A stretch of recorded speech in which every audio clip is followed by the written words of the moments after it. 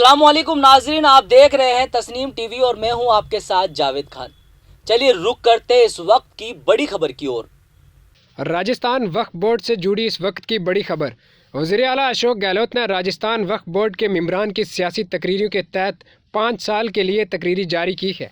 Gazette notification PC Kishan secretary अक़लीती अमूर और वक्फ महकमा ने जारी किया है, जिसमें बिला मुकाबला मुंतखब होने वाले मोहम्मद यूनुस, डॉक्टर थानू खान, मोहतरमा रेशमा, डॉक्टर राना जैदी को नामजद किया गया है और असलम शेर खान बतौर RAS अफसरान को मेंबर नामजद किया गया है।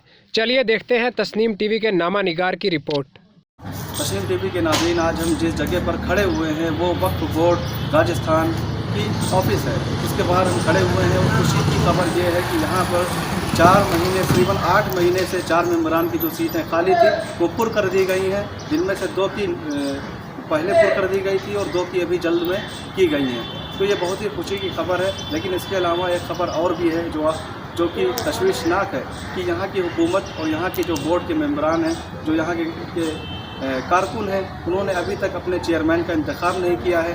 ये कहीं ना कहीं इनकी भी कमी है और यहाँ की जो जयपुर की और जो राजस्थान की जो गहलोत सरकार है उनकी भी कहीं ना कहीं खामियाँ रही हैं कि उन्होंने अब तक चेयरमैन के ओहदे का को पुर नहीं किया है। इसलिए हमारा ये मुतालबा है सरकार से कि जल्द से जल्द इस ओहदे को भी पुर किया जाए ताकि यहाँ के जो रुके हुए काम हैं वो अंजाम हो पाए। तो फिलहाल इस बड़ी खबर में सिर्फ इतना ही।